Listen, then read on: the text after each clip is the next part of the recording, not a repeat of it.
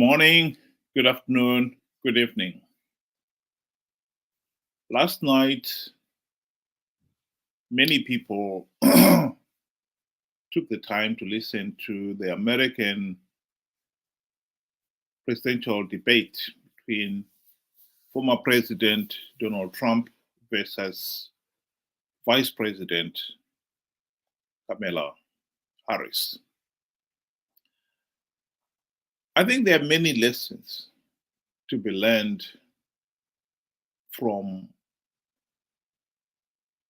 listening to such a debate. I think the most probably obvious lesson is here are two leaders vying to be president,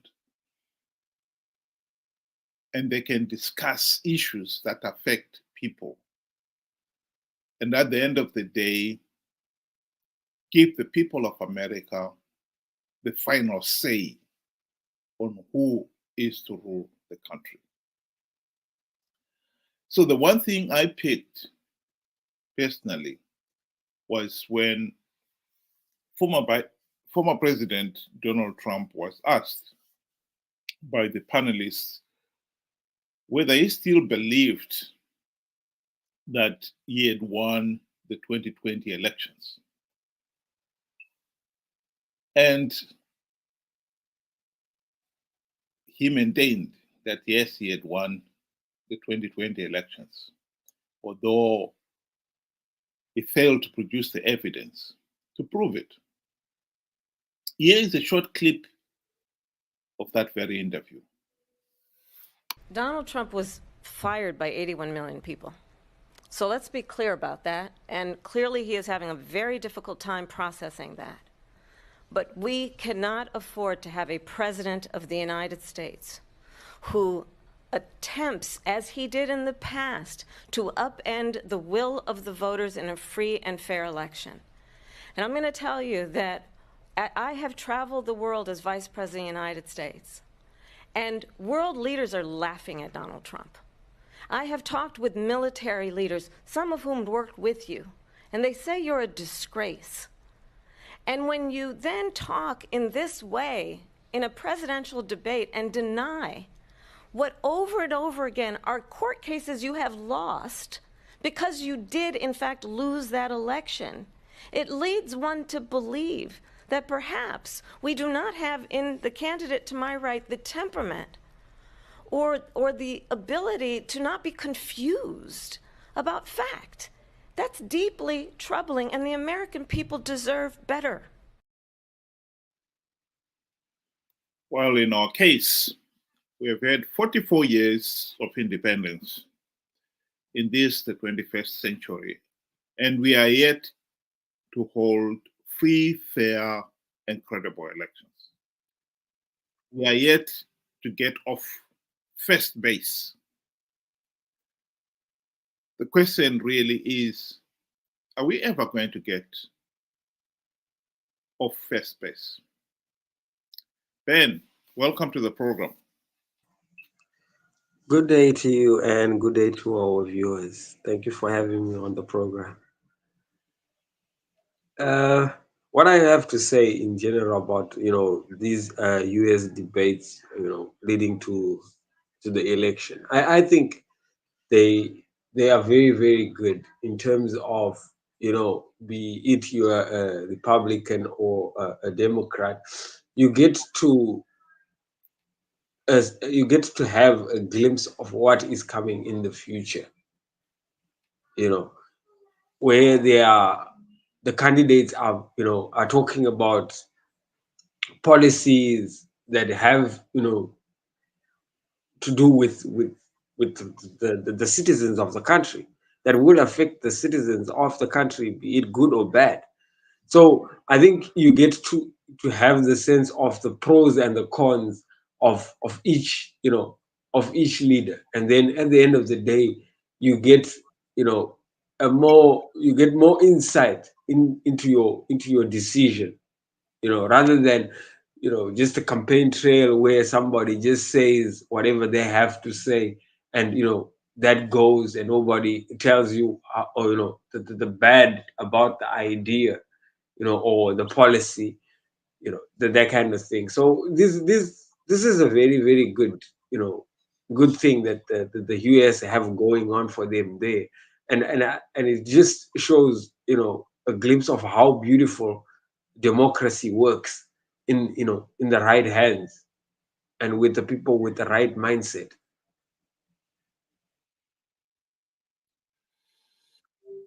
I think what I find really disappointing is that as much as Trump tried to deny the people of America their right to a meaningful say in the governance of the country in 2020, he failed to do so.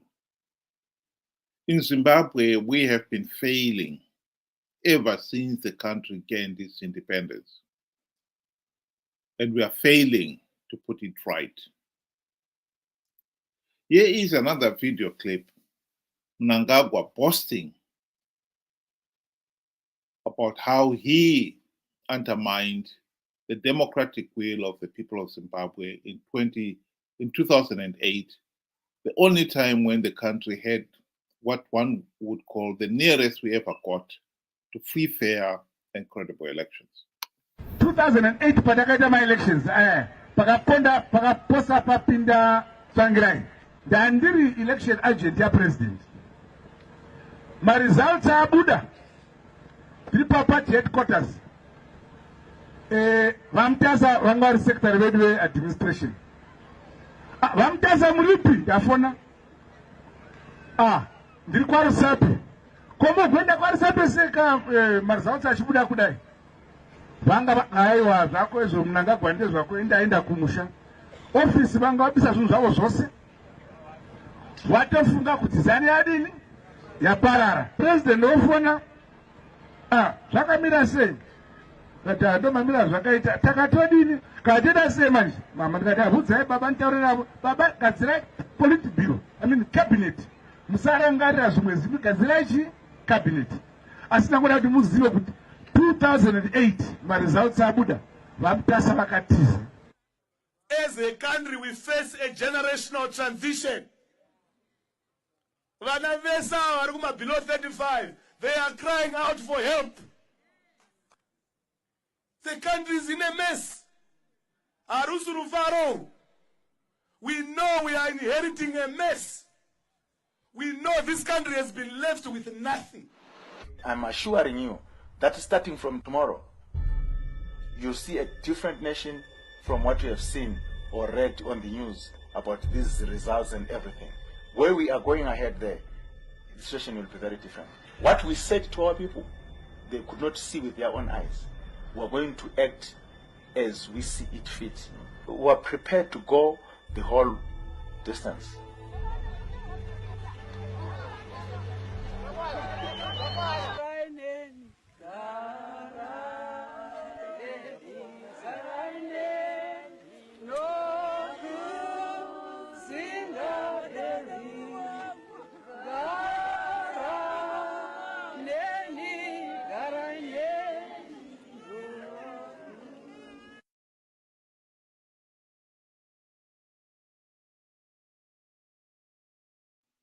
I think what is important is that in 2008, SADC, the AU, denied to give ZANU-PF political legitimacy and forced the country into a GNU, Government of National Unity, whose primary task was to implement the democratic reforms designed to stop the blatant cheating and the wanton violence that had marked the 2008 elections. At the end of the GNU, not even one token reform had been implemented. And hence the reason why we are where we are today. Last year, as we know, Mnangagwa blatantly rigged the elections. and he got away with it because we had failed to implement even one token reform. And even SADC, although they condemned those elections, they could not deny ZANU-PF legitimacy again because they found themselves in a difficult position where all the key players in Zimbabwe, ZANU-PF on the one hand, MDC CCC on the other, were all in the last GNU. And they are the ones who had failed to implement even one token reform. Denying ZANU-PF political legitimacy would have accomplished nothing because the same players who were in the GNU were still the key players in 2023. Nothing would have changed. So it comes back to the original question we asked at the beginning of this program. Are we ever going to get our act together so that we can cure ourselves of this case of rigged election and bad governance?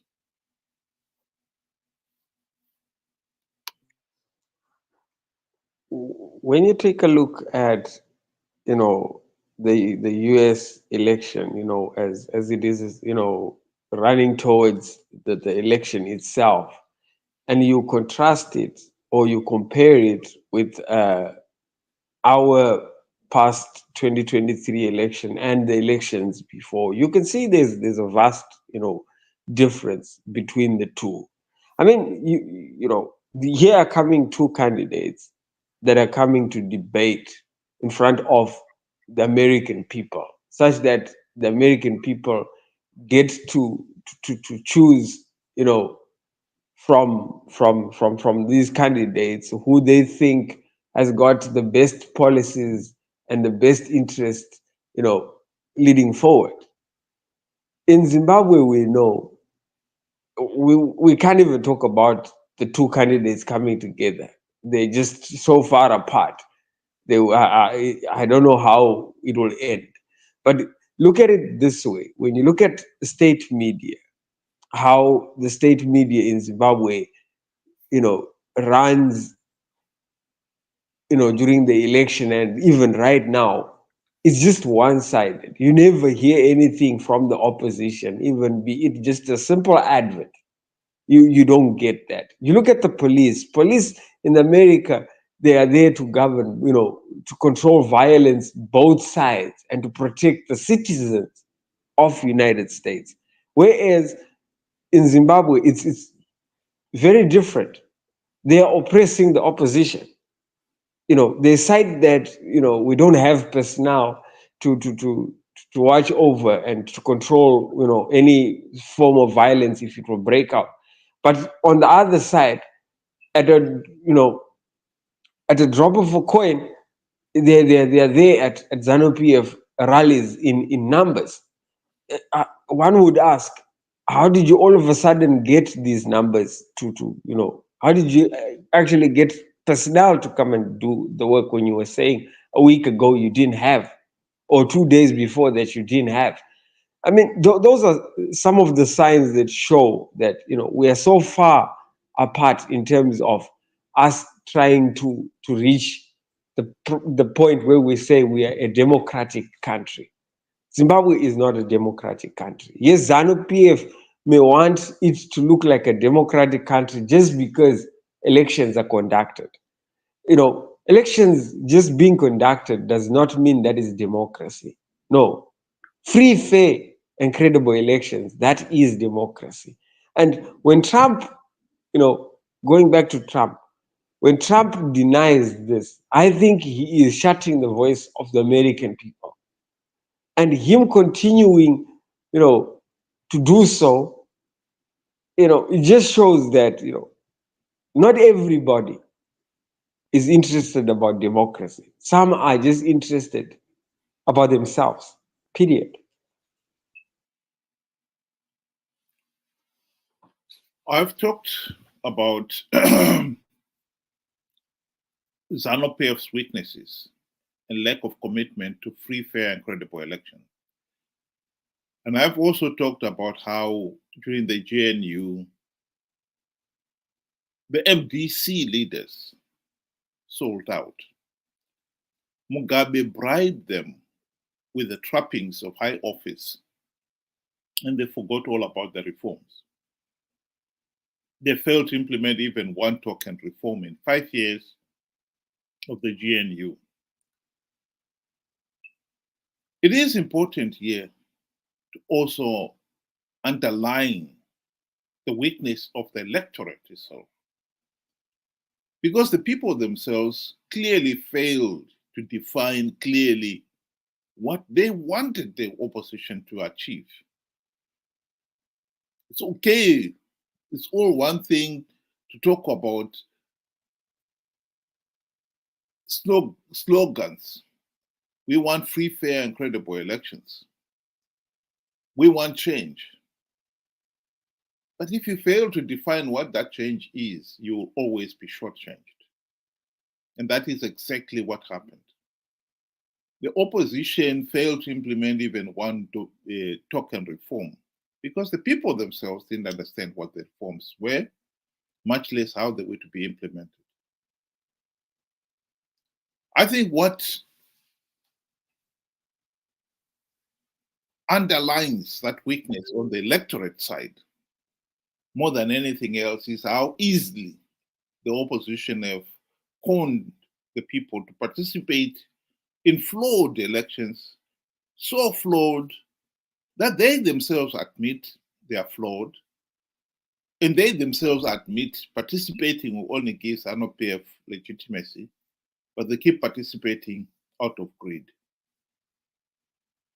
Here is a video clip in which Nelson Chamisa was caught lying. He wanted to con the people of Zimbabwe to participate in a flawed 2018 election, and so he came up with absolutely ridiculous lies. One of them was that they have MDC Alliance stringent measures to stop ZANU-PF rigging the elections. And the people believed him. Another one was regarding the claim that he had met then President Donald Trump and he had promised to give him 15 billion US dollars to rebuild the economy. A blatant lie. Ende patakasangana na Trump akatibvunza naye akomana mari yamuri kuda kuti nyika ifambe imari. Serious questions were raised about your behaviour in Washington, D.C. You did see some senior people on Capitol Hill, some Congress people, but you also claimed that you'd seen Donald Trump. You claimed you had a conversation with him in which you said he asked you how much you needed to move the country forward. You told him $15 billion, and he said to you that he would provide the money if you won the election. That was not true, was it? Sangana na Trump akatibvunza naye akomana mari yamuri kuda kuti nyika ifambe imari. It was not true that you'd seen Donald Trump and that Donald Trump indicated to you that he would provide, if you won the election, $15 billion. All those statements were said by other people, not what I said. Kasangana na Trump akatibvunza naye akomana mari yamuri kuda kuti nyika ifambe imari. Well, no, because there is a video which shows you at a rally in January back home in Zimbabwe saying that Donald Trump had pretty much promised you $15 billion. To be clear, because some people in Zimbabwe are still confused, you're now telling me you did not meet Donald Trump. We did not. If we are serious about getting off this first base of holding free, fair, and credible election, we need to be smart enough to know when we do not have quality leaders on both sides of the political divide, the ZANU-PF and the opposition. And at the present moment, we really don't have quality leaders. And it is us, the people of Zimbabwe. It is our responsibility to make sure that we have quality leaders. If we want good governance, that is the price to be paid.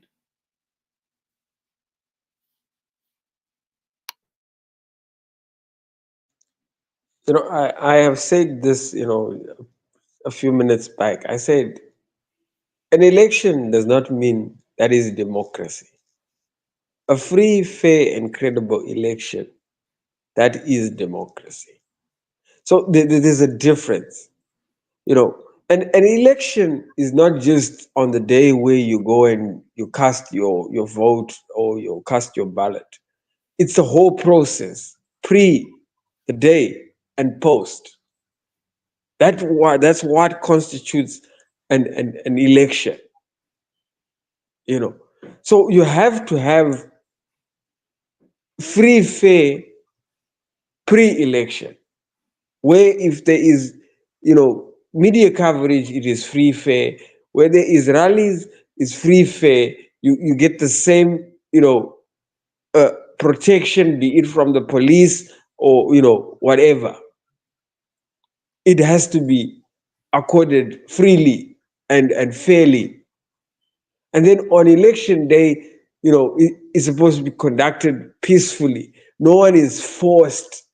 No one is marched, or no one has to come back and tell anybody where they put their vote or sign any other document like what we witnessed in the 2023 election. And then post, nobody is subjected to any means of persecution or violence because of the choices they made within the box. That remains their right. It's a freedom. It's a preserve. Right? You don't find that in Zimbabwe. But then my point here is, despite all these things, you find we have an opposition that will stand and will tell the people, let's go in and participate. We will win. Surely, when you look at all these things that are missing, that I've just said, and many more, how do you expect to win? Why are you then, giving people false hope? This is my question to the opposition. Why would you want to continue participating without all these things that constitute a free, fair, and credible election, which is democracy? Why are you participating in the absence of democracy? Greed. Period. In my closing remark, I would like to refer back to the video clip we started with.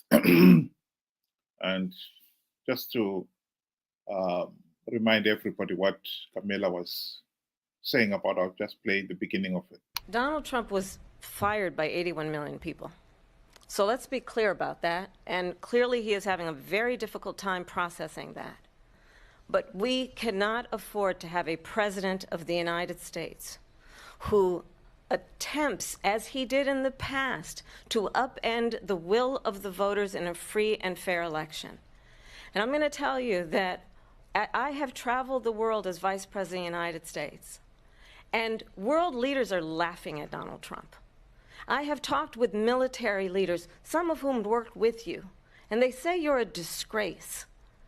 And when you then talk in this way in a presidential debate and deny what over and over again are court cases you have lost because you did in fact lose that election, it leads one to believe that perhaps we do not have in the candidate to my right the temperament or the ability to not be confused about fact.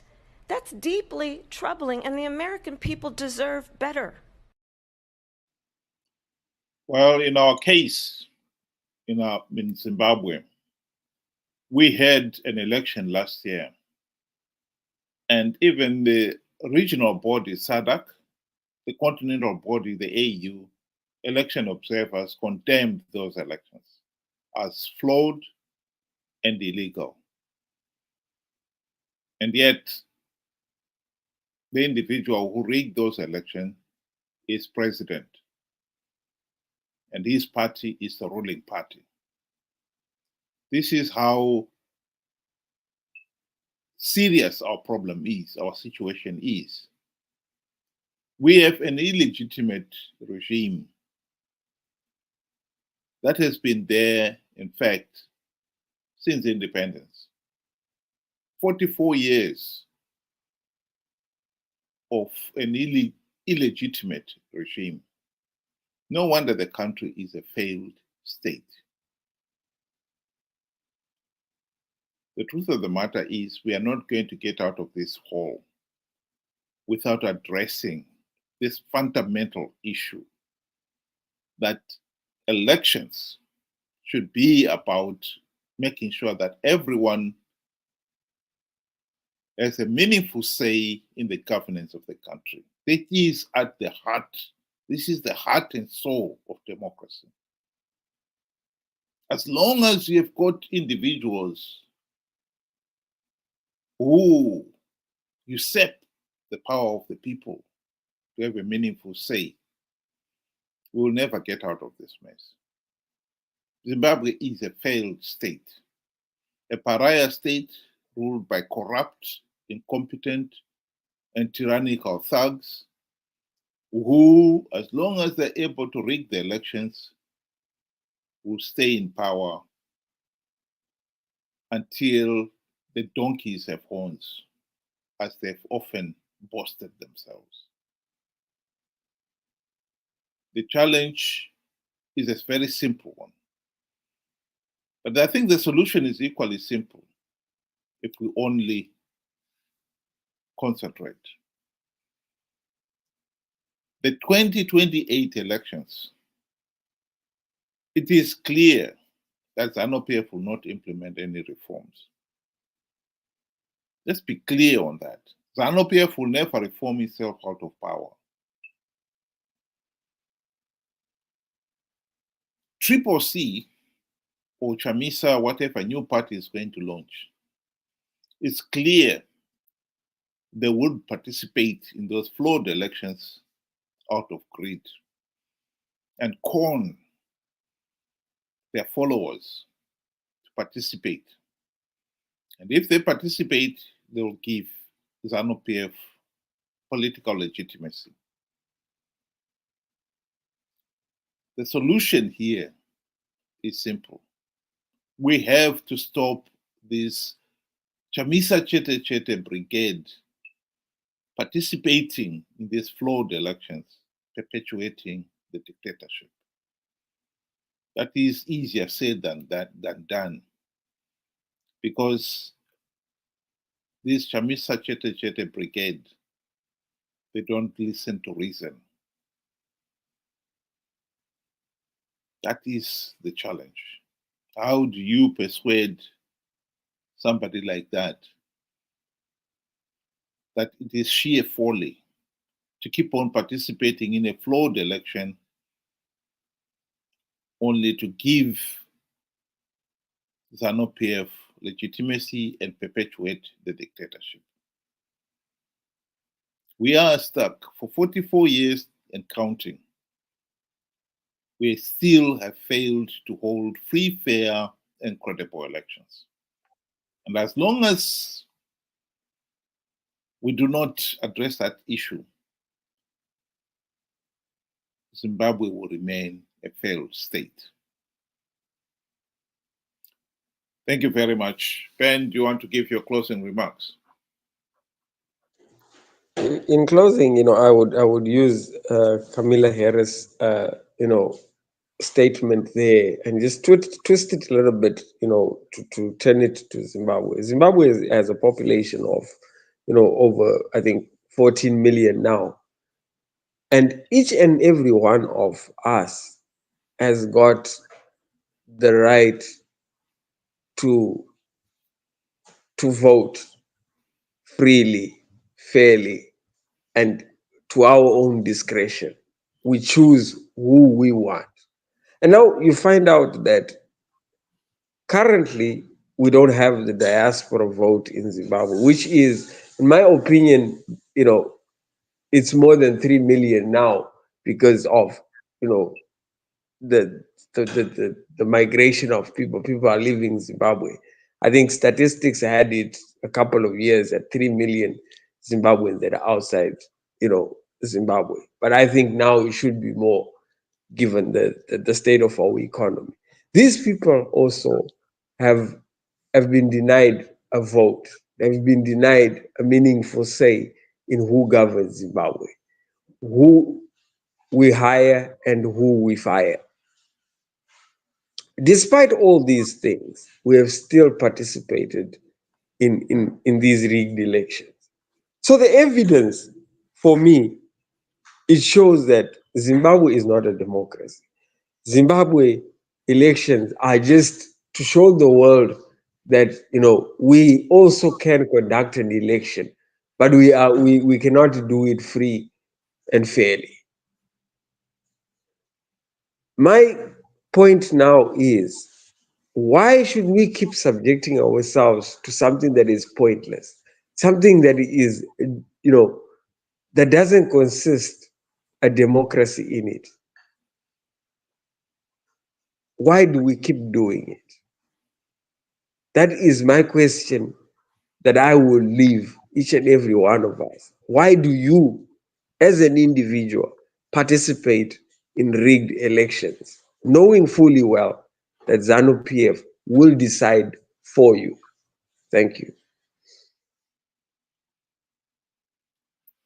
Thank you very much, Ben. And to those who were able to join us tonight, thank you very much for joining us. Have a good day.